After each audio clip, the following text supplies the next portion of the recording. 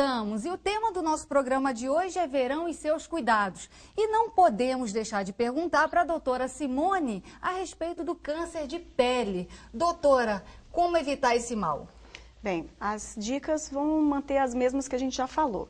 O uso do fotoprotetor, tanto em relação à exposição de praia e piscina, quanto diariamente. Diariamente no rosto e áreas expostas, ou seja, áreas onde a roupa não cobre.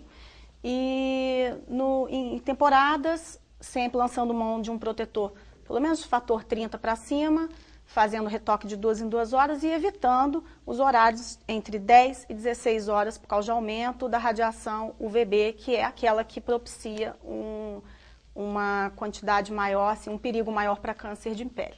Doutora, e as pessoas que têm a pele mais clara, elas têm mais probabilidade de ter o câncer de pele? Realmente elas têm.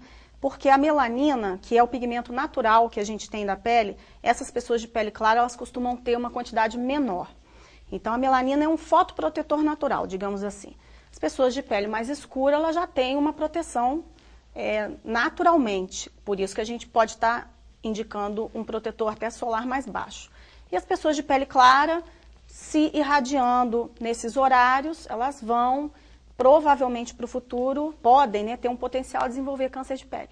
Agora, aproveitando que nós temos aqui o doutor Renato, que também é geriatra, existe algum cuidado especial para as pessoas da melhor idade, doutor? Existe sim, Lúcia. Bom, nas pessoas de idade mais avançada, a gente tem um fatorzinho particular que eles têm uma dificuldade maior em reter líquido, né? Bem como tem menos sede, o idoso já bebe menos água mesmo do que de costume, do que o adulto jovem. Então, uma dica importante para essas pessoas, principalmente aquelas que usam medicamentos depressores do sistema nervoso central, diurético, que é uma grande parcela deles, tá sempre mantendo um bom estado de hidratação do seu organismo. Beber muito líquido, suco, água, chá, alimentos ricos em líquido, então sopa, canja, mingau, essas coisas assim. Tá atento, é difícil beber canja no verão, né? Mas alimentos ricos em líquido, para que possa estar mantendo sempre um bom estado de hidratação do organismo, né? Um outro fatorzinho assim peculiar dessa parcela da população é que os mecanismos de termorregulação, esses que a gente tem de controle de temperatura corpórea, também são um pouquinho mais lentificados com o envelhecimento. Então, evitar os grandes horários, como a Simone falou, os horários de muito calor, evitar fazer esporte, atividade física, nos momentos de temperatura muito elevada, tem que fazer exercício físico, tem que continuar a atividade física, mas procurar fazê-lo nos momentos de temperaturas mais baixas, ou no início da manhã ou no fim da tarde. Agora, aproveitando que o doutor Renato já falou de alimentos, vamos falar com a Paula, nutricionista. Paula, por que devemos nos alimentar com alimentos realmente leves e bastante líquido?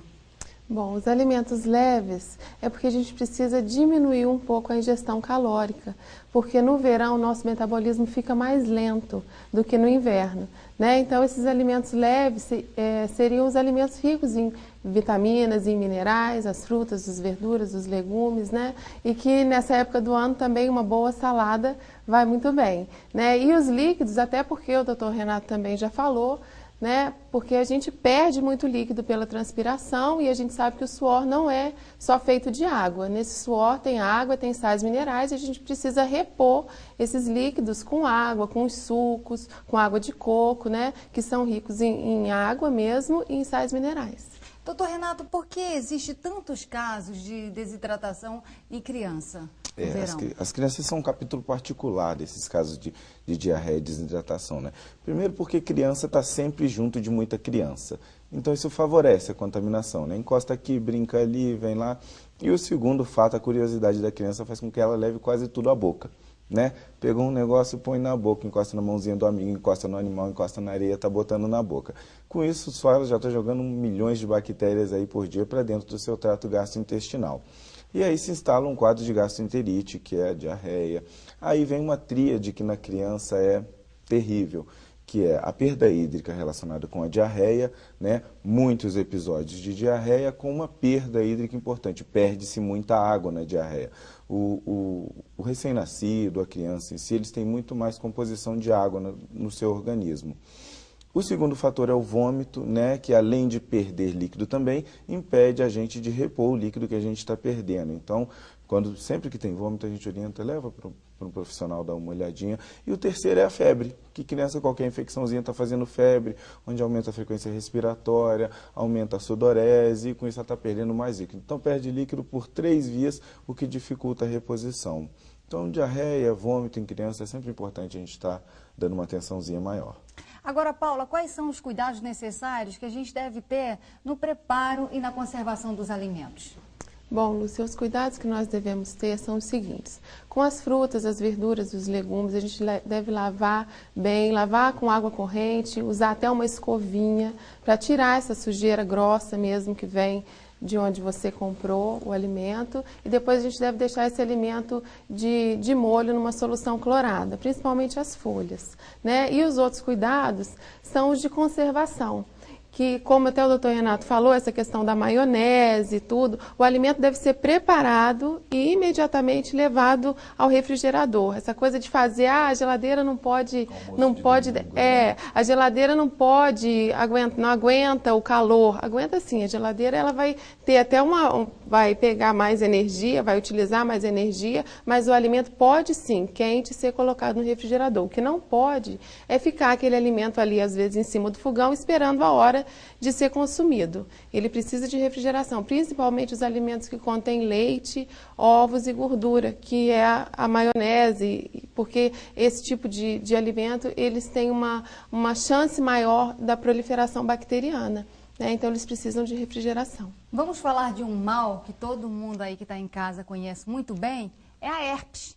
Agora, ela aparece no verão, né, doutora? Geralmente no verão, mas também pode aparecer em outras épocas, dependendo de outras situações. Então, o herpes é um vírus que causa uma infecção. Geralmente, ele é causado pelo herpes vírus tipo 1 ou tipo 2. O tipo 2 geralmente é mais a nível de genitália e o tipo 1 a nível de corpo, ou labial, ou ao redor da boca, ou em outra localização.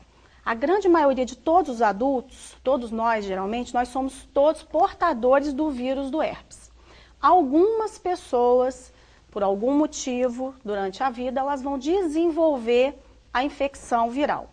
Então, geralmente você vê um vermelhidão, uma coceira, uma ardência, que vai desencadear as vesículas, que são as bolhas, e que depois vão virar crosta. É uma doença contagiosa e ela geralmente ocasionada, né, a gente vê que aparece mais na época do verão.